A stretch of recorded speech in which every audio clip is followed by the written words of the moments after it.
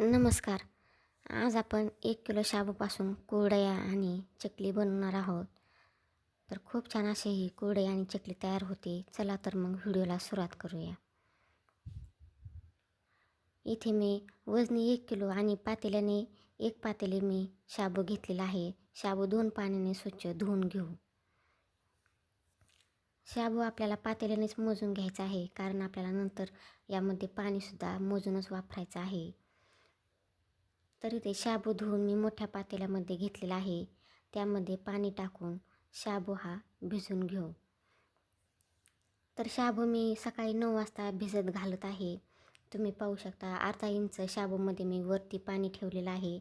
झाकण ठेवून शाबू भिजवून देऊ. तर सकाळी मी 9 वाजता शाबू भिजू घातलेला. तर आता रात्रीचे 9 वाजलेले आहेत. शाबू तुम्ही पाहू शकता खूप छान असा फुललेला आहे, मऊ झालेला आहे.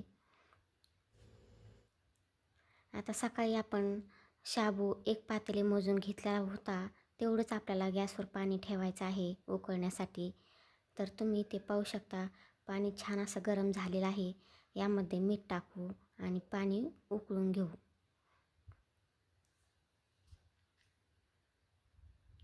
इथे तुम्ही पाहू शकता पाणी छान असं उकळलेलं आहे.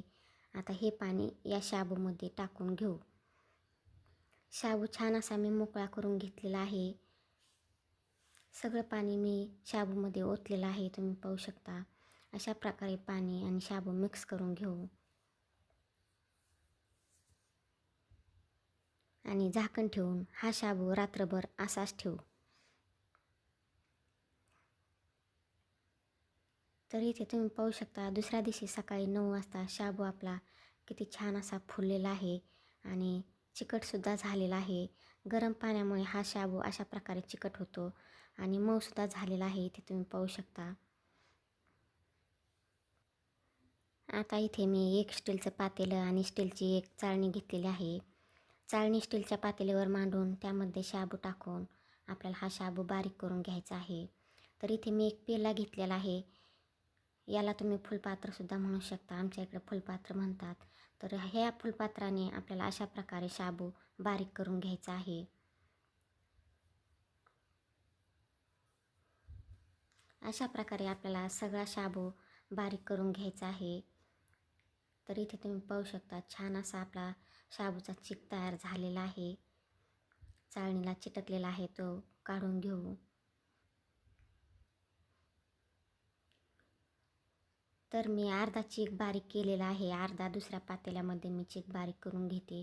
तुम्ही पाहू शकता खूप छान असा आपला चिक तयार होत आहे. सगळा शाबू आपला बारीक करून झालेला आहे. चला तर आता कुरडया तयार करून घेऊ. तर इथे मी कुरडईचा साचा घेतलेला आहे आणि एक मध्यम आकाराची प्लेट घेतलेली आहे. जास्त मोठी पण नाही आणि छोटी पण नाही. तुम्ही पाहू शकता. तर चिकसुद्धा खूप छान असा आपला तयार झालेला आहे. हा चिक साच्यामध्ये भरून घेऊ. चिक आपल्याला साच्यामध्ये भरताना थोडासा दाबून भरायचा आहे.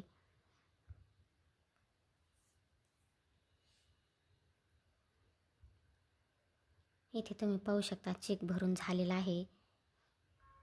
आता आपण कुरडई तयार करून घेऊ.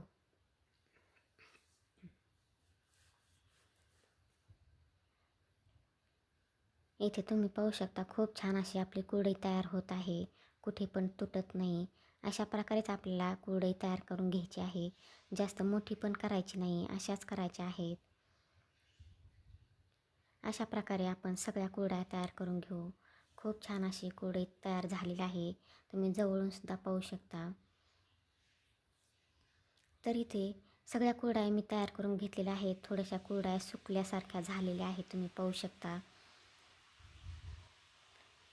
काही मी चकल्यासुद्धा बनवलेल्या आहेत. खूप छान अशा आपल्या चकल्या आणि कुरडया तयार झालेल्या आहेत. इथं कुरडया वाळल्यानंतर तुम्ही पाहू शकता मस्त अशा कुरडया तयार झालेल्या आहेत आणि वाळलेल्यासुद्धा आहेत. थोड्याशा ओल्या आहेत त्या कुरडया. अशा प्रकारे आपण पलटवून घेऊ.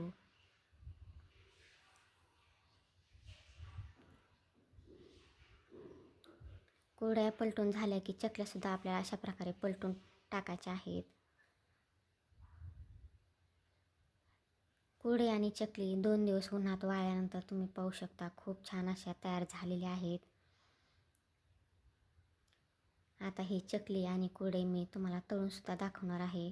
खूप छान अशी फुलली जाते आणि खायलासुद्धा खूप छान अशी लागते. लहान लेकरं तर खूप आवडीने ही कुरडई खातात. तर इथे थोडंसं तेल मी कढईमध्ये तापायला ठेवलं होतं. तर अशा प्रकारे मी कुरडई तळून घेतलेली आहे. तुम्ही पाहू शकता. खूप छान अशी आपली कुरडई फुललेली आहे. तुम्ही पाहू शकता.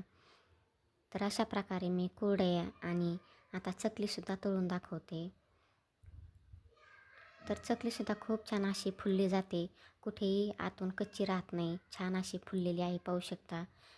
व्हिडिओ आवडला तर लाईक करा, शेअर करा, सबस्क्राईब करा आणि कमेंटद्वारे कळवा की कुरडई आणि चकली तुम्हाला कशी वाटली ते. चला तर पुन्हा भेटूया पुढील एका अशाच रेसिपीमध्ये.